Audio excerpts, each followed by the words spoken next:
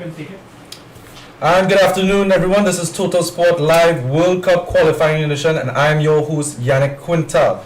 Welcome to our pre-game show where Trinidad and Tobago will be looking for their second group win, second Group F win, right, in the table against Puerto Rico. So joining me on the panel today, we have Point Fortin Civic FC head coach and three-time Caribbean Cup winner, two-time scoring champion for the Soca Warriors, Dexter Cyrus, former head coach of Naparima College, current assistant coach at Presentation College San Fernando, and current assistant coach of the men's futsal team and CEO of Dunstan Williams Soccer Academy, Dunstan Williams. And finally, head coach of the Presentation College San Fernando Intercol team, of the Queen's Park Cricket Club football team, and former women's and males under 15 and under 17 team, Coach Shawn Cooper. Gentlemen, welcome to the show today. Glad to have you aboard on the panel today. So just before we get into the show, just a little recap of what's going on in Group F right now. St. Kitts and Nevis won their latest game, so they are on top of the table right now at 6 points. They are the only team to play 2 games so far, but we have Puerto Rico and Trinidad playing later again as well, and Guyana and Bahamas playing as well later in the week, right? So Trinidad and Tobago and Puerto Rico, both of them must win games, as Trinidad and Tobago, have the second place right now. They need to win to keep with St. Kitts, and Puerto Rico need a win to get on board. But let's focus more on Trinidad and Tobago right now. Guys, what do Trinidad and Tobago need to do against Puerto Rico, learning from the mistakes that they had against Guyana and going forward into the game against Puerto Rico? Dexter? Trinidad definitely, they can't repeat that last performance. That's a performance that definitely cannot be repeated. I think before the Guyana game, I think we were thinking, based on the fact that we didn't see Guyana, we thought that Guyana might have been the harder game, and Puerto Rico would have been the easier game. I doubt, I'm doubting that Puerto Rico could play a worse game than Guyana 3 days ago. So, and that is how the team and our administration has to go into this present game. They have to go in thinking that Puerto Rico is going to give them a better game. So we have to step our game up. We can't at any time believe that, well, the 3 points is already in the bag. Providing that we get these 3 points, it's looking as though it's going to be a showdown between Trinidad and Tobago and St. Kitts. Okay. Cooper, can we get your thoughts quick? Well, 3 points is important. Going into the game, I think we will be favourites, and it's a game that Puerto Rico have to come out, because we are on 3 points, they are on 0. So they have to come out, so they'll have to open up. In opening up, they may create gaps in their defense, and the likes of Levi Garcia and Jones and Telfer should get enough room and space to put away some of the chances which will be created. So I expect a win. Okay, Dunstan Williams, you weren't here Thursday, so I would really love to hear your comments on the last game and what should be Trinidad and Tobago's mentality going into this game. Well, unfortunately, I didn't see the entire game. I spoke to a number of people and I saw some highlights. So I would say we need to improve in all areas, being that it was our first game. And really and truly, we should try to get our 3 points. It's not a simple game. As the guy said, Puerto Rico may have to come out, but I think they're going to be defensive and not to play on the counter-attack. So we have to be impatient. So, Trinidad and Tobago and Puerto Rico, they don't play a lot against each other. So the last time Trinidad and Tobago would have played a formal match against Puerto Rico was a 2-2 international friendly back in 2008. Before that, Trinidad and Tobago seemed to have been the better side with a 4-0 win and a 5-0 win back in 1974 and 2004. But obviously this is not that same Puerto Rico team. So what is Puerto Rico going to be, what's going to be the main focus for Puerto Rico going into this game? Start with Dexter. As we said over the last game, right? After the last game, put past results out the window. Forget that. Don't even bother to go down that road. Different Puerto Rico team, different situation. Also, I am thinking that Puerto Rico would have looked at us during that last match and thinking maybe we could take Trinidad and Tobago. Especially in the second half. Yes, and they come out with their tails up, right? They would have looked at us and be maybe booming with confidence now, right? Now that could work twofold. That could work in our favor because they not having a point on the board and thinking that they could take us, they could come and open themselves up and we could take them on the counter, right? So we will have to wait and see. Dunstan, what do you think? Yeah, well, I think that we need to play as we can. I know it's a team that has just been put together hastily and guys still getting to know each other. But I think we need to try to control the game. Obviously, as Dexter said, Puerto Rico is trying to get points, so they will have to open up. So once we have, possession doesn't win a game, but once we have possession of the ball, we should need to create chances and take them. Coach Cooper, what's your thoughts? What do you think Puerto Rico needs to, be sharp in order to win this game? Well, they have some issues.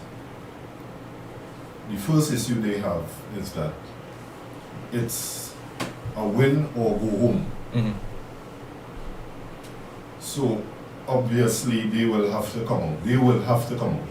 I don't think they will play on the counter. Counter will not do anything for them because if we sit back,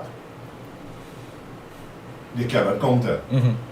But the way how we play, it may end in a counter-attack game. But looking at the stats of Puerto Rico team and looking at the key players they have and the sort of preparation they had, because I heard they were just doing screenings just a couple of months ago.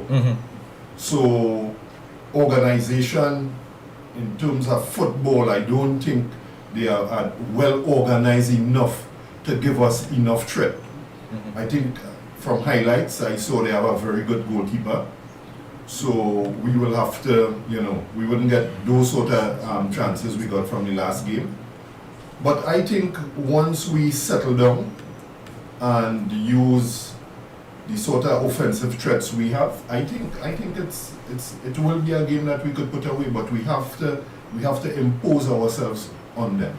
Once we don't do that, they will get some confidence, and then it could be a very ticklish game, as Dexter said. Right, so hopefully it won't be as ticklish, right? But Justin, we have the starting 11 for the Trinidad and Tobago side. We have no changes in the lineup, so essentially same team going forward. We have Fender up in goal. We have David, Bato, Primus, Jones, Kalim Highland, Levi Garcia, Neville Hackshaw, Michael Poon Angaroon, Ryan Telfer, and Daniel Phillips. So same team, shouldn't be any difference. In terms of the makeup of the side, it's probably same formation. Also to note that while the Puerto Rico team lost, they only lost to St. Kitts 1-0, and I think in the other game that St. Kitts played, they beat Bahamas about 3-0. So at least we could say that they still put up 4. It was 4-0. My mistake. So they still put up somewhat of a decent defensive game against that. So what do you think? Who's going to be the key players that's going to be able to unlock the Puerto Rico defense, especially that back line? No surprises barring injury, right? No surprises that Coach Fenwick went back with the same starting 11.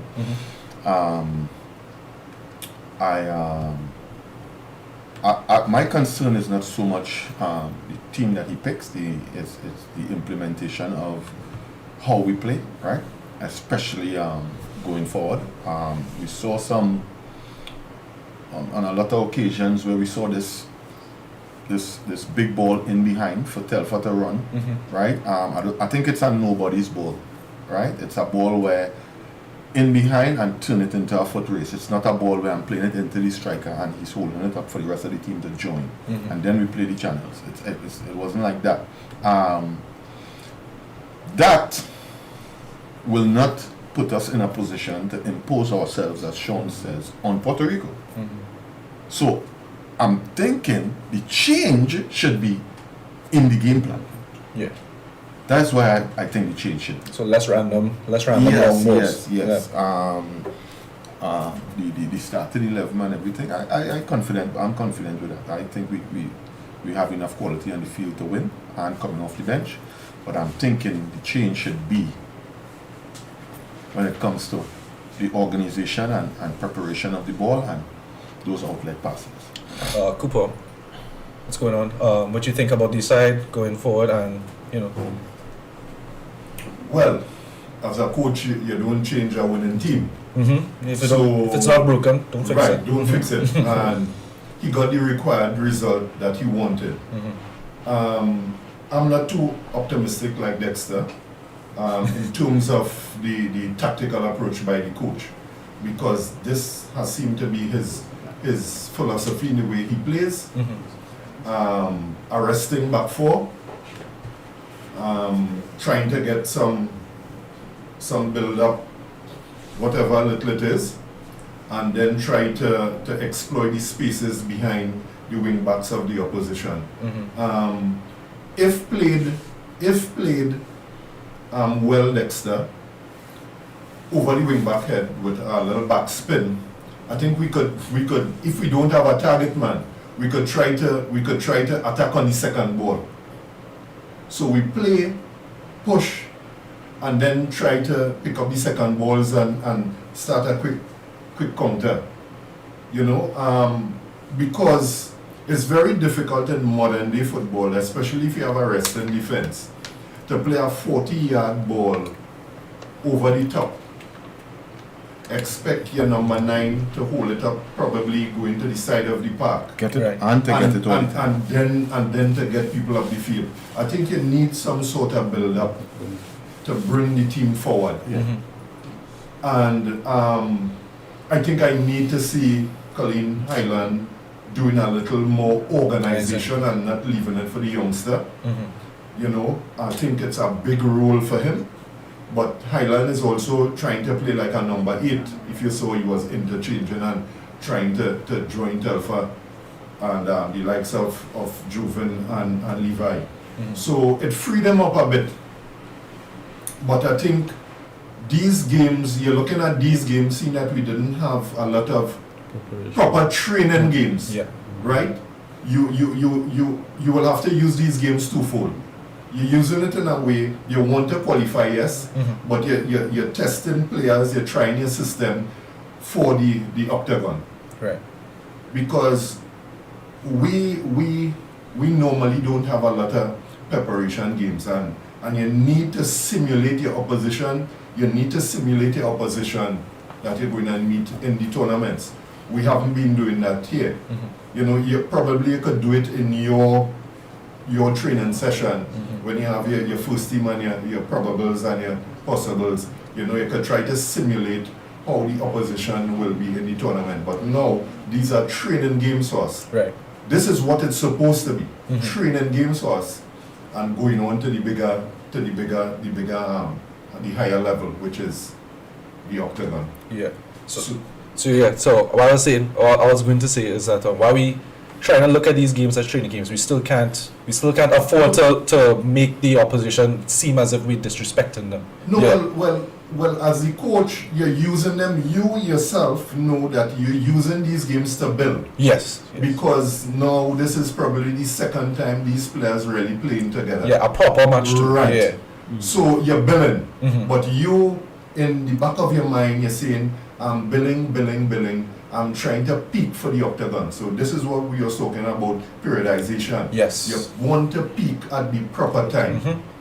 So I think the game is a twofold game. We're not disrespecting Puerto Rico, but we're supposed to have, whether we play badly or we play well or excellent, as the coach said, we're supposed to defeat Puerto Rico.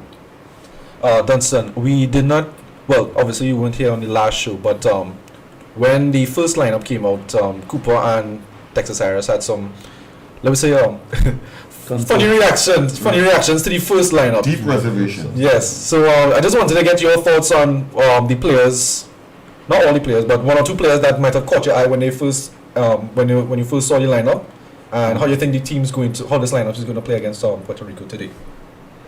Well, I was surprised that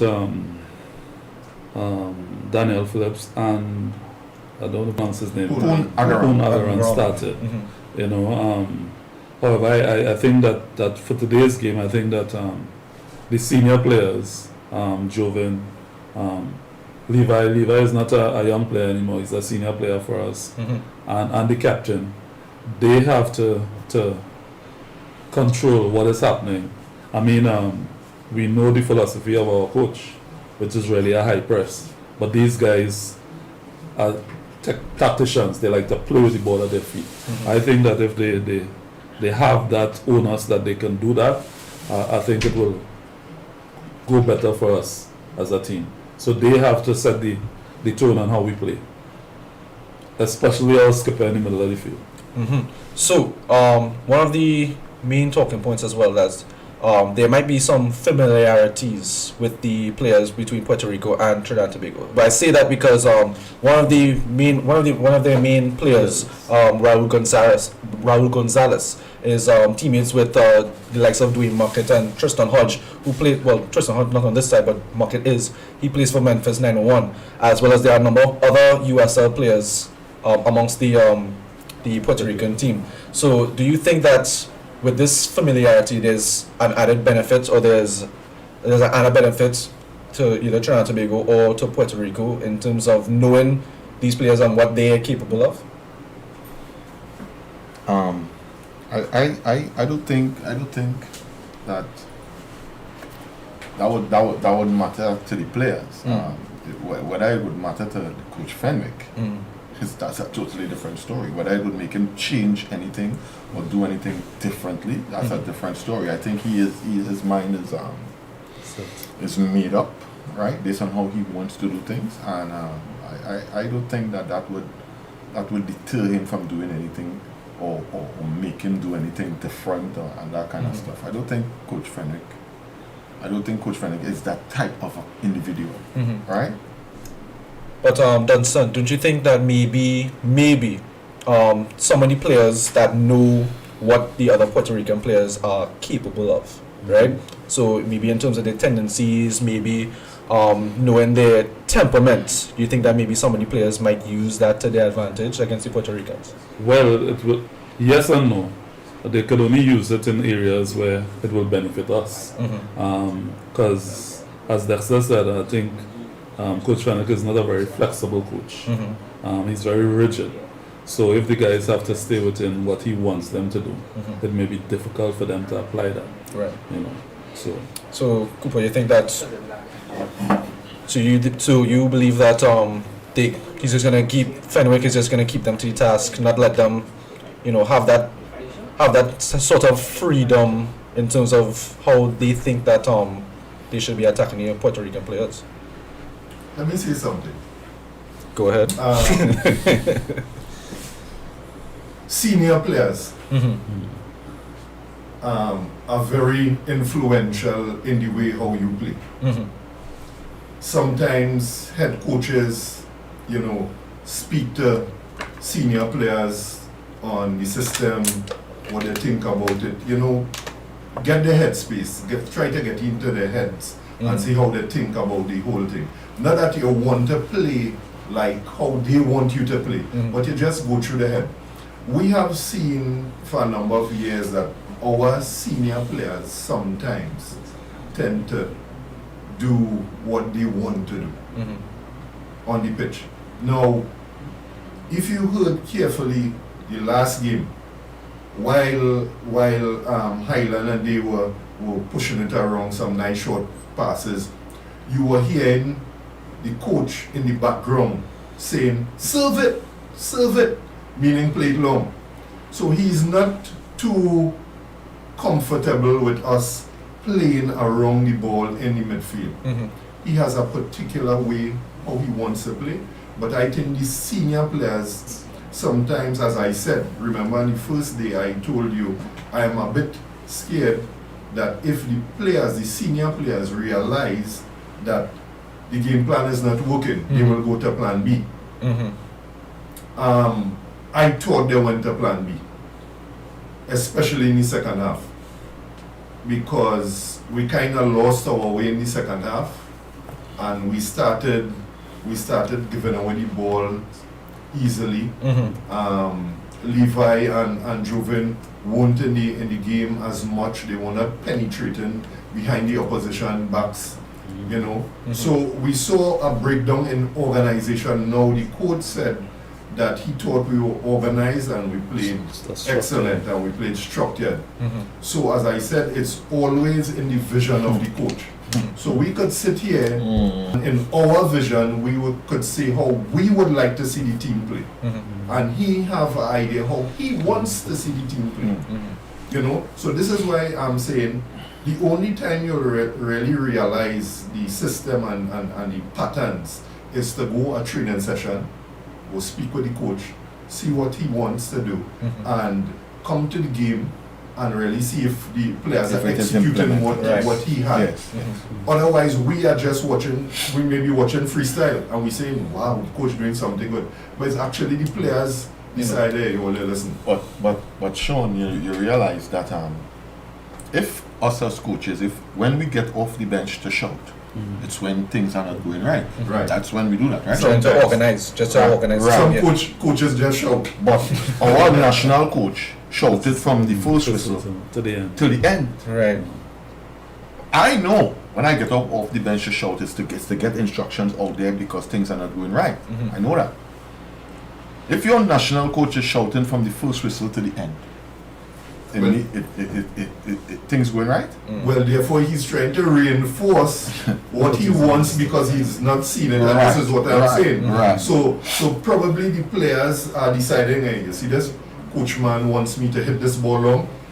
The situation is the door open for me to go through. If I cannot play that ball, they will not play it, and then he will ask them to serve it.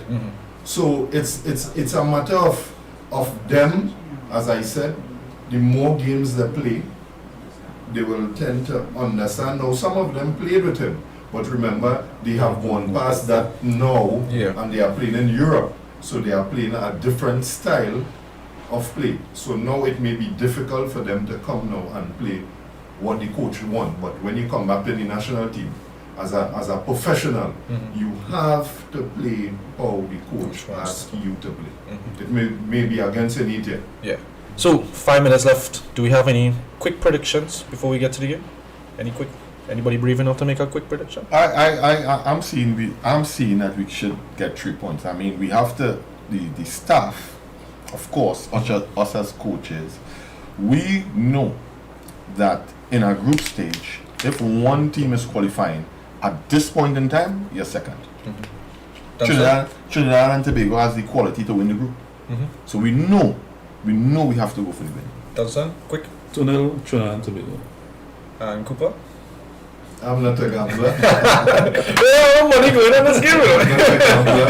But what I'm seeing, we will win the game, but it's still unpredictable from the last game how the players perform.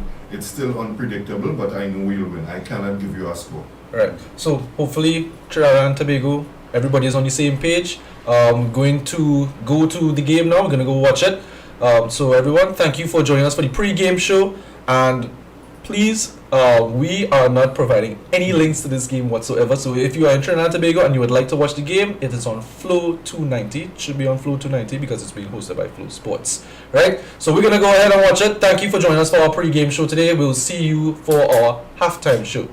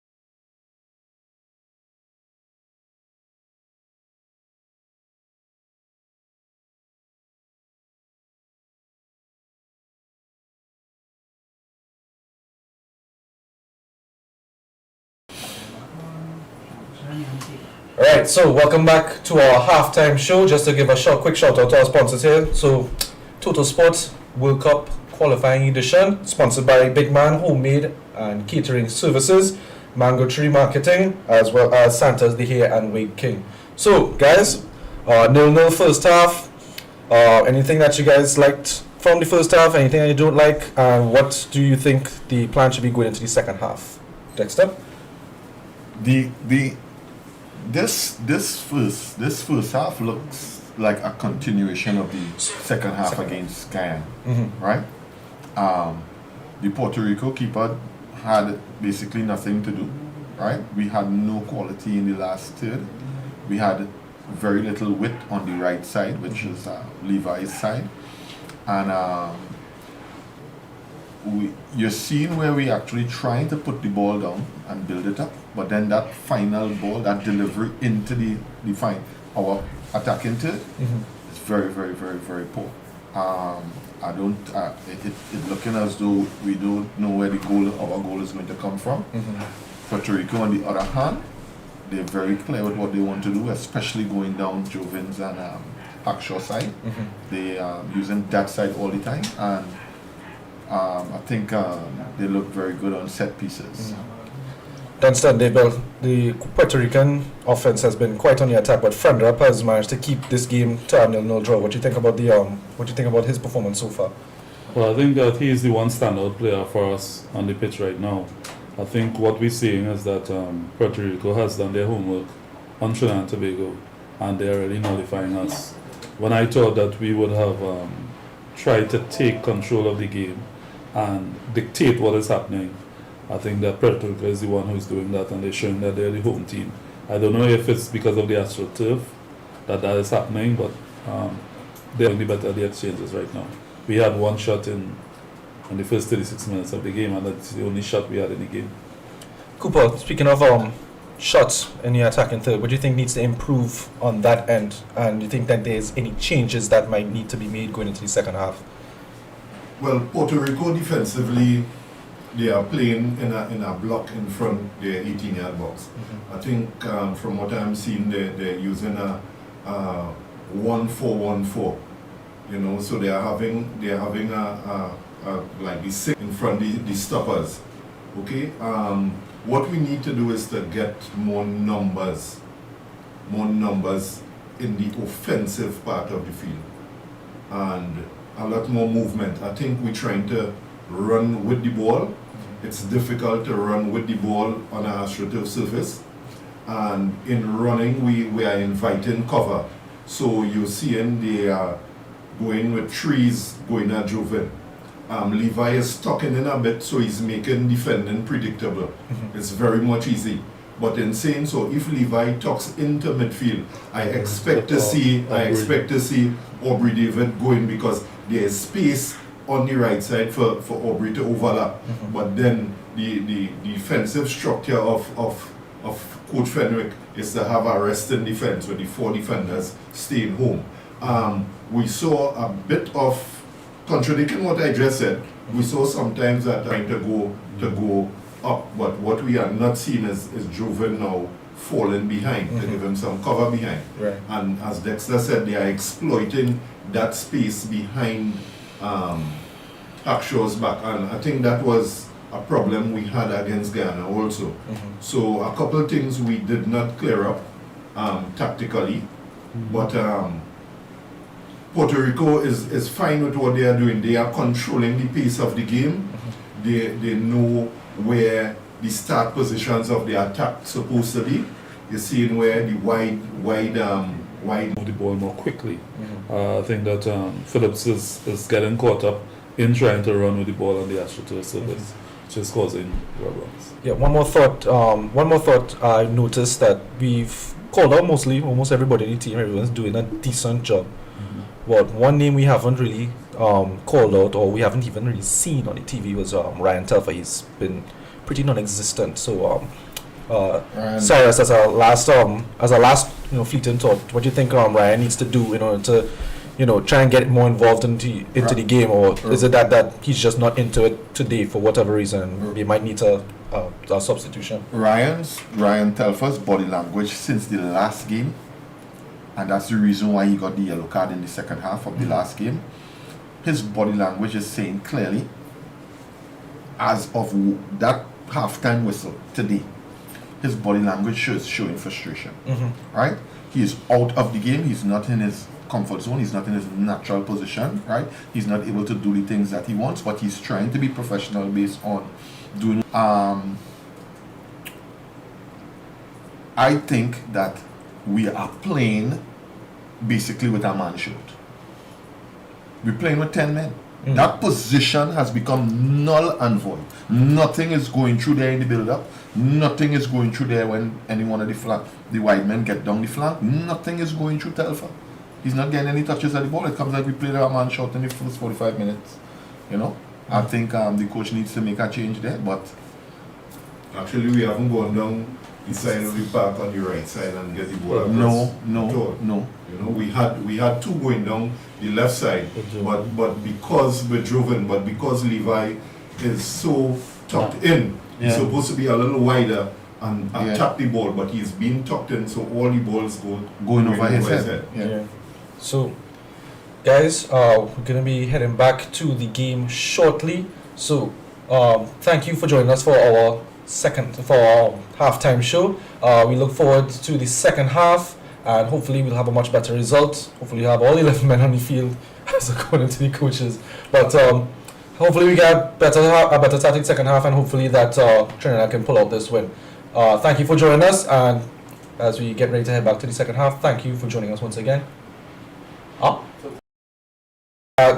Sorry about that. You'll join us again afterwards for our post-game show, and we'll see you then.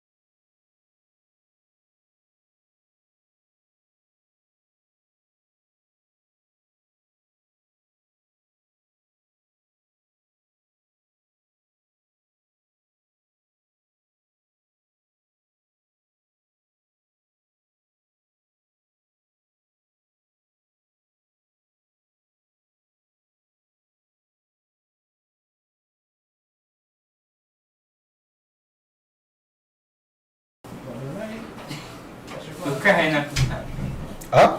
That's all. That's all.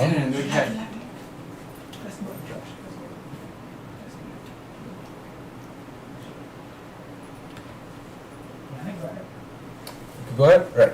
So, guys, this is our post-game show. Very disappointing result. Trinidad and Tobago tying with Puerto Rico 1-1. Jovan Jones gave us the opening scoring in the 51st, if not the 56th minutes. Fantastic goal at the beginning there, but then Puerto Rico came back and scored with a brilliant looking header against the trees. That was the Trinidad and Tobago defense. So 1-1 the score. Guys, how are we feeling after that game? A heartbreaking draw. It feel like we gave away the game there. But just give me your initial thoughts on the overall game so far. Well, I will start. I'll open I think it's a game of two halves. I think that Puerto Rico dominated possession and looked the more comfortable team in the first half. I think with the change in bringing in Dwayne Market, he gave us a fresh look, and we were able to take the lead in the game. And I think that we should have been 2 up. I think within 3 minutes after Jovan had another goal scoring opportunity. But again, I think looking at our fitness as well, once they got the equalizer, I think the game opened up a bit, and we looked like if we were a bit spent in terms of our conditioning. Cyrus? Yeah,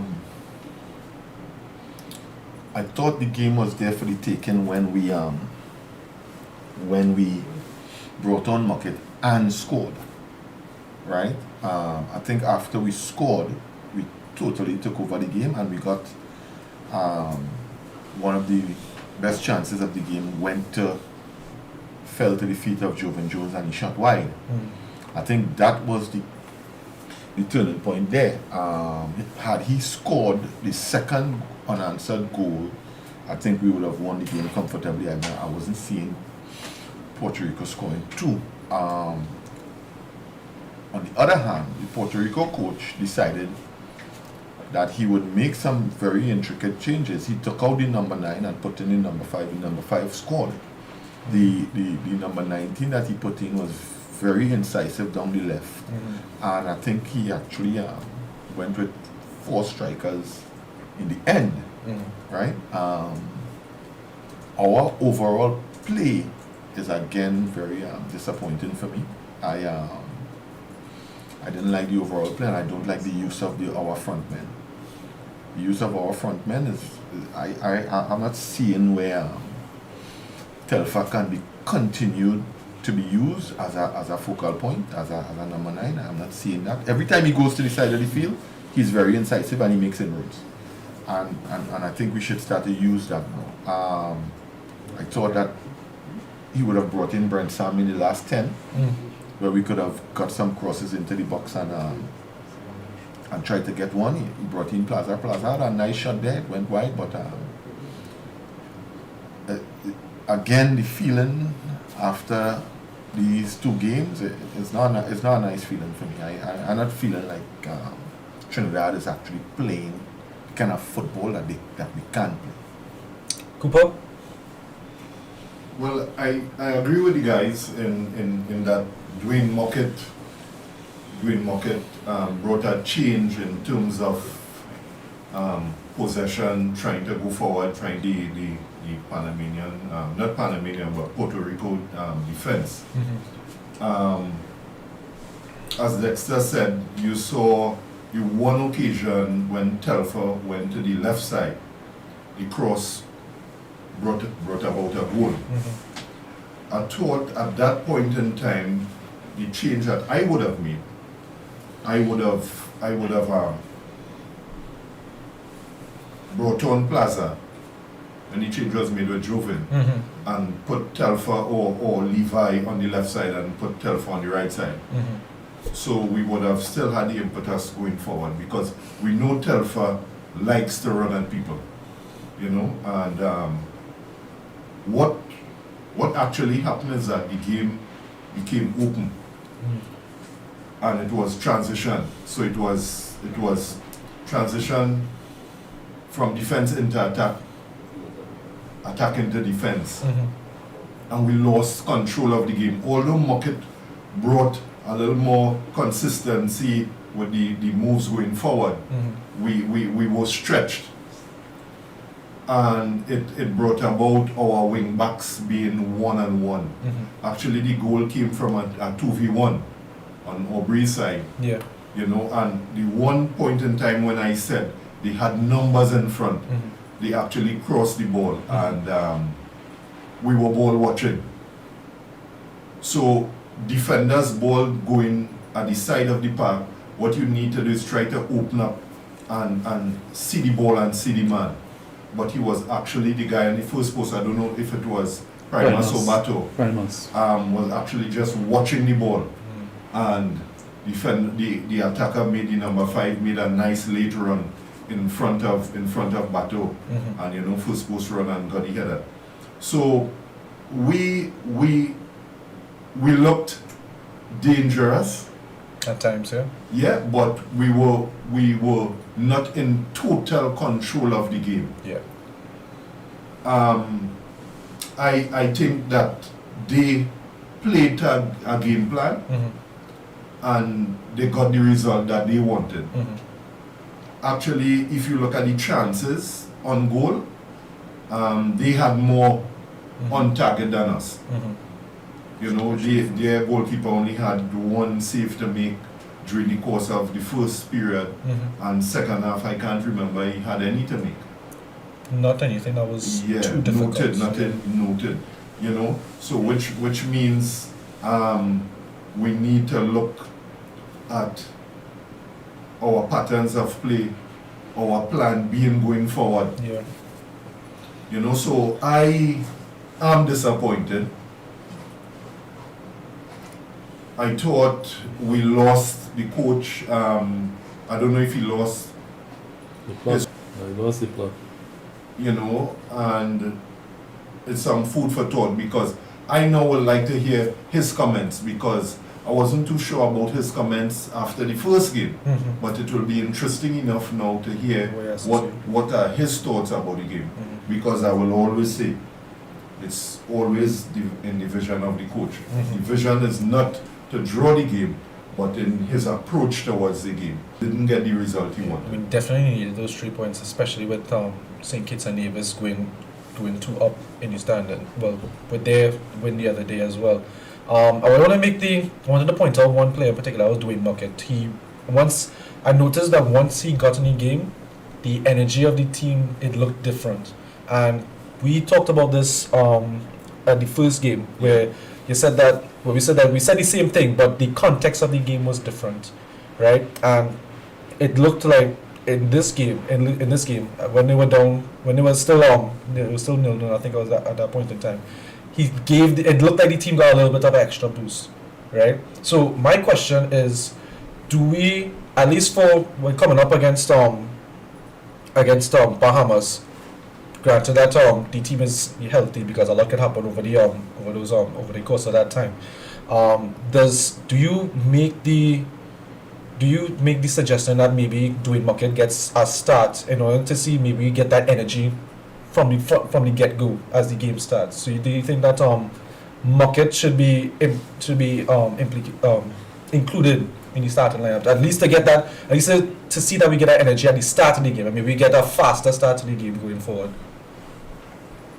Anybody like to chime in? Yeah. The Muckett kid, obviously, in the midfield is by far the most creative player that we have, right? It's clear, right? We saw it from since the USA game when he came in, right? You saw the level of creativity and quality that he has, right? Him getting a start, well, that would depend solely on Coach Fenwick, right? Up to Fenwick, right? Depends on what coach wants, what the coach wants. I think Coach Fenwick thought that maybe he needed him at that time, and he put him in, and he really changed the game, right? We totally took over the game and scored and was even more dominant. I think that the general problem that we're seeing going forward is that quality of final balls, that quality in the last and final Definitely needs some sort that of quality, that quality in the last third, it for some reason or the other, I don't know if it's a matter of square pegs and round holes because of the fact that Telfa playing the 9, it just Telfa just played. I think Telfa just doesn't seem comfortable playing. Yeah, it's not a fit. Yeah, right. It's not a fit at all, and also today Levi, you're seeing where he actually trying, but again, we have to ask ourselves if the pitch is very difficult to maneuver because now the surface that they're playing on, none of them are accustomed playing on that. Trinidad players ain't accustomed playing on that. You don't know if that's actually a ploy by the Puerto Rico team to put us on AstroTurf, you know, to take away Levi and Jovin's running ability. Yeah. Dunstan, do you think that there needs to be some changes made to the attacking portion of the team? Well, I think that basically our knowledge, the three of us, our knowledge of the players that are on the Trinidad and Tobago squad, we would think that certain players should be on the field. However, based on Mr. Fenwick's plan for the team, I think we can all sit here and say yes, we need a number 9. I think there's a key area that we don't have, or anybody really. I mean, for bringing Plaza off the bench to bringing Sam off the bench, which means that possibly he doesn't trust starting them. But I think not taking Bahamas likely, but we should go with a more attacking formation. So we can't really say whether he will play Dwayne from the start or not. We'll hope. I think that the team just needs to improve in all areas of the field, because I think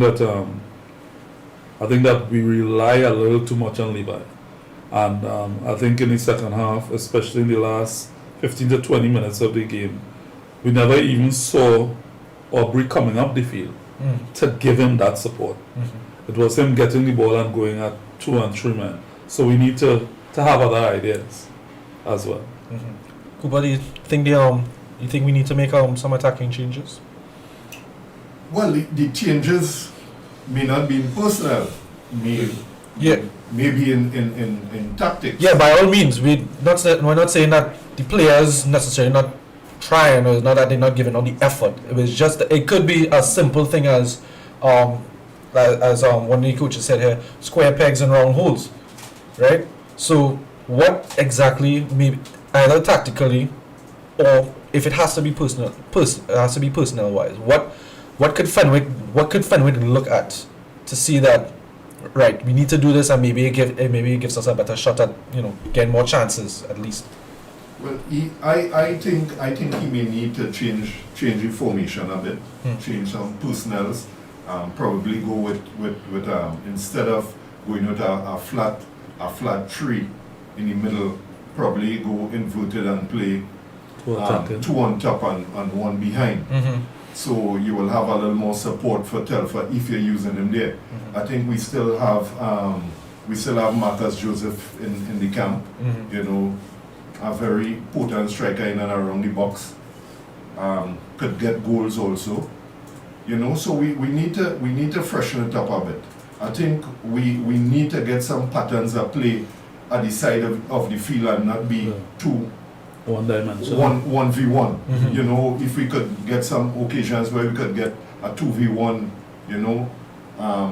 outnumber them at the side of the park and get some balls across. Probably now we may need to start getting our wing backs going more in attack so we could get more numbers inside. But it all depends on how the coach intend to approach the game. We all know that he has a set way in playing, but now, as we said, systems depend on the situation of the competition you in. Yes. So now is where we talk about systems now. Now he may have to change his system because of the situation we are in the competition. We need to win all the games now. And we also have to depend on somebody stopping St. Kitts. Yes. So it's We can stop St. Kitts for ourselves and win the group. Yes, but we need. We said we would have won the game today, Right. and we didn't do it. So it seems like we need some help also. Right, so taking a look at Group F actually. So right now, St. Kitts and Nevis are on top with 6 points. Like we said before, they won 1-0 against Puerto Rico, and they did not Bermuda, the Bahamas. Trinidad and Tobago sits at 4 points right now with the win and the draw today. Puerto Rico should be on 1, with Guyana and Bahamas bringing up the rear. So looking forward to Bahamas, we need to get a positive result. And by the way, in terms of goal difference, we behind 5-3, right? So we need to get a positive result against Bahamas, and it would help that Guyana gets some sort of result against St. Kitts to make our lives easier. But I think going into June when the next games are being held, I think the ball is definitely in our court that we need to get these results, especially against St. Kitts, whether they draw or not, or they lose or not against Bahamas, and then it comes to us. So going into the not the international break anymore. This is going into club season now. Given that the team holds over, but do you think that Trinidad and Tobago could make any more? I don't know if there's any players out in the player pool that could help us. Definitely. Okay, so I'm gonna pose the question to you guys now. Who do you think among the talent pool in Trinidad and Tobago do you think that could help us making any key additions that could help Trinidad put us over the top going forward? We still have Jamal Williams, And we still have Molino. Yeah. Kevin Molino. Yes, we do. We still have Molino in the pipeline. Kevin Molino is that's a big help there. Yeah. It's just for hopefully that he gets back healthy for us. Yeah, we still have Molino, so the team can be stronger. What I'm concerned about is Guyana's next game is Bahamas. Guyana's next game is against St. Kitts. We play St. Bahamas. Kitts? Yes, we play Bahamas next. So Guyana was on a bye there. Yeah. Yes, so this week they would have been on a bye. I think next game. Guyana is not playing Bahamas on the 30th or something. I would have to get that from our stat guys to ensure that we are. So Guyana, Tuesday, March 30th, they play 3 o'clock and they play against Bahamas. So Guyana, Bahamas is this coming Tuesday. It's next Tuesday, Yes. right? So what Trinidad and Tobago, the ideal situation for Trinidad and Tobago here now is Guyana wins, Bahamas loses, because Bahamas is our next game. Bahamas must now be demoralized and know that here what they can't qualify when we go to meet them. Guyana must have their tails up when they go to meet St. Kitts, thinking that they could also pick St. Kitts, and that's how that game will pan out for us to try to get a result. Now that could spin a different direction because Bahamas could look at this and say, well, we ain't got nothing to lose, so we'll just send whatever we have and try to get the best result possible. And if I can remember correctly, I think that's almost the same situation that Trinidad and Tobago was in when they played America a few years ago, where we were at the bottom of the group, we had nothing to lose, so we just went on there and do whatever we think that we could do to get some kind of results. I don't think Bahamas has the quality. No, I'm not saying that Bahamas is America, but I'm just saying the stipulations might still be the same. I don't think Bahamas has the quality to come anywhere other than not wanting to degrade the team in any way other than last in the group, right? I don't think Bahamas has that quality. So at the end of the day, we have to look at the situation that is best for us. Right. Guyana beating Bahamas, which is our next game. Guyana winning, giving them confidence to go into the St. Kitts game. Yes. That is what we have to look at. What is best for us? This is the scenario that is going to work best for us. That's the scenario that's going to work best for us. Dunstan, you have anything to say there? I just sitting here and thinking about how the mighty has fallen and all the synopsis we're doing for us to go forward in the tournament. And I think that personally we have to just improve. Yes, we may be thinking that we have to rely on Guyana to help us, but I think we have to improve. as I said before, in all areas of the pitch. And I think that the plan, we'll all sit here again, the plan that Terry Fenwick has for the team, he has to change it going forward for us to be successful. Yeah, definitely we're missing a couple of it. I can't believe I forgot Kevin Molino and what that difference that he can make. Especially, we could actually, when we figure out enough 4-3-3, we could actually have him as behind the second striker if there's anything, right? So him not being here, not to put any added pressure on him when he come back, but you know, obviously having him here would be a big help. But I think, Cooper, you have something else to add to that? Yeah, well, we are saying we need to improve. Remember, you know, going back to what the coach said, we saw a lot of things needed to fix. From Cincinnati. You know, and he said it was excellent. So now we may find that the comments may be we were unfortunate not to win the game. You know, but as coaches we have to be realistic. We have to be real. You know, I could give you a little story here. I could remember on one CFU final, we Trinidad U17s to qualify. And at the start of the second half, I realized, hey, best goals, team going through with the best goals, the best third place team. You have to do, as a coach, you have to do what it takes. You have to be realistic with what's going on. You don't want to pull the wool over the population eyes to support the team. We are supporting the team. We are Trinidadians. We all want the team to qualify, but we also want to see good football. And if we as coaches give a response, I mean it might be PR response that it was excellent, it begs to differ now, what is excellent? How do we judge how we are looking at the game and how he is assessing the game? It's chalk and cheese. Something is different. Yeah, definitely.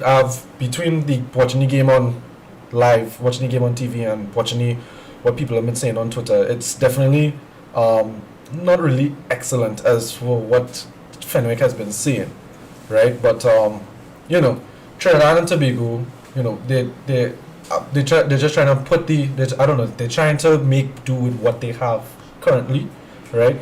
But it's just that it just looks like, pertaining to what he said last game, we seen a different kind of football than what he's seeing.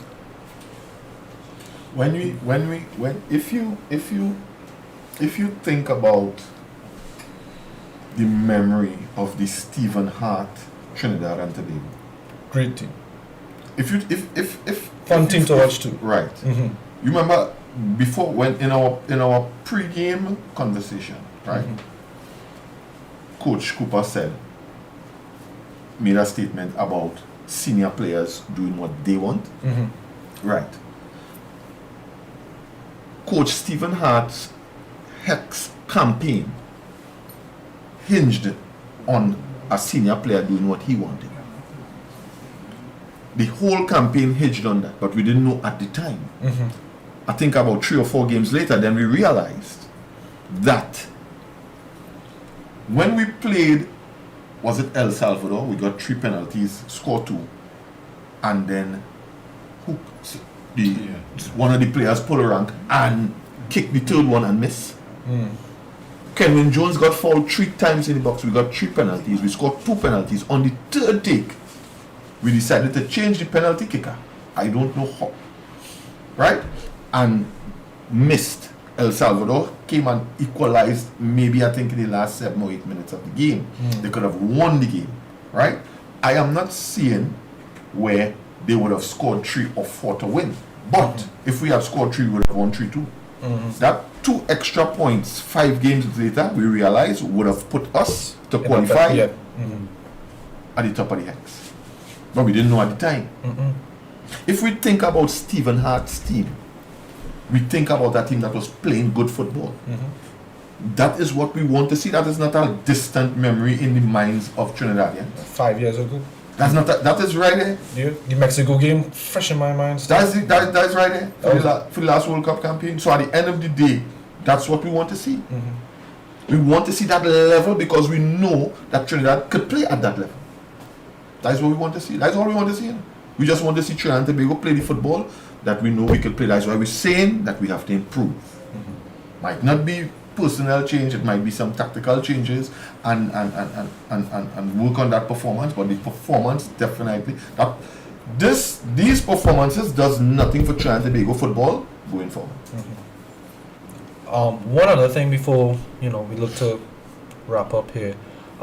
Just the Puerto Rico goal. We saw the maneuver that the number 5 made to get into a position to score, and by all means, he's not the tallest guy. He's not the tallest guy on the field, but he just managed to find the space that he needed to get to, and managed to get his head on it. Was there anything Trinidad and Tobago could have done better defensively, at least on that play, to prevent it? Get closer to the crosser. From the start of the game, myself and Shawn Dunstan, we are looking at the game and we are realizing that the team is very intricate with their passes, but we are not getting close enough. Yeah, we wasn't pressuring them. We wasn't getting close enough. Yeah, we wasn't pressuring them enough. A lot of crosses came across not because we didn't have a man there. He wasn't close enough. We are a bit indecisive, thinking about the dribble. But from the time the ball, if you all remember, from the time the ball went down the side of the park, I was looking at the numbers in the box. In the box, and I shouted, "They have numbers in the box. Right. Do not allow the ball to cross." Right. Now, sometimes when you have too much defenders in a box, you tend to, leave it for the other man. Yeah. Because when the ball is inside the box, we need to be marking man to man. And we surely got lost there. Because what happens is that the striker he left from last behind, right? He stood behind the shoulder of Bato, and then as the ball crossed, he flashed across it. Right. Yeah. Runs that you would have made in your time. Remember, lots of them. Lots of them. And what is happening is that you need to play hard. There's where we need the big hearts, as the coach said, right, and the big courage. And the high level of concentration. So it's concentration, knowing the ball is at the side of the park. Glance. Just take a little glance and see where the striker is, and some more communication in the box. So we didn't have communication, and with the movement, sometimes you need to run in the path of the striker. So you know the striker is coming across, you run in his path. To just check him, just body check him for a second, so it could put him off. So you could but I think we all were just looking at the ball going down the side of the park and realized, hey, the ball coming out, let's deal with it, but not looking at the guys coming. So again, these sort of things, lapses take place, Dexter, in the transition of the game. Yeah. In the transition, you have to switch on. The Puerto Rico coach now looks like a genius because he took out his captain and put in that man, and that man scored. Yeah, so the transition, we lost the transition. And this is why I said we got stretched. We lost no communication and lack of proper marking. Yeah. We have to mark a bit tighter, and at that point in the game we cannot let that ball come across. We have to give a kudo to our goalkeeper. Oh, Frederick I think he was fantastic. We have to give a kudo to Frederick. For the full save. Yes. Especially the full save. Yes. Series of saves that he made. I think it had two very, very important saves first half. Yeah, because then what could have happened? We could have lost the game. We could have lost a little bit more. We could have lost the game. Dunstan, go ahead, Cooper. Yeah, but you realize that we, besides Telfa's ball coming across the box, we didn't have anything going. And the most dangerous space, as we always say in coaching, is behind the defender's back. And we did not utilize that space. What we tried to do is run with the ball on that surface. Very difficult. Very difficult. Very difficult. As you saw with them, they were playing intricate passes, and then they tried to overload. So they overloaded on the right side, on the side, and the left ball side across. Yeah, Dunstan, you want to add anything too? Not particularly. I think that if we had already, as Dexter was saying, be a little closer in terms of our defensive position to try to stop crosses, because it's very dangerous. And leading one that is not really a lead. Yeah. So I don't know if there was in their feeling we were safe, but that is not being safe at all. Final final thoughts, coaches, before we leave. Well, I mean, we have some time, not plenty time, but we have some time, and Coach Yannick has to watch over these videos and come up with the perfect plot for the next couple of games. Bahamas is first, so we're not going to take anybody lightly, but we need to improve our attacking play, and especially in the final third, be more decisive as well, and try to be overall more organized as a team. Cooper? I think we need to increase the talent pool. I think he would have viewed a number of players now. And going back, I think Fortune, Dre Fortune will be a good addition now that all the senior players are back in the team. I think his creativity will do a lot, and that is what we are missing here now. We have Muckett, we have Molino, Dre Fortune. We need players who could unlock doors. We saw the team played a 4-1-4-1 in defense. So they had a nice tight block, and we were having problems to get through them. So Telfa, as we said, was starved with balls, got frustrated, and then he got to the side of the park, played one across, we got a goal. But what we need to do is actually have players bringing them in and then getting the balls outside, so now we could create this space going down the sides of the park. So I think we have Molino to come in. We should bring back in Fortune. We have, I don't know what's the problem with Jamal Williams, Bibo. I think those it's are players. Passport issues. Yeah. Okay. Oh, you could get a result and you could join the team right.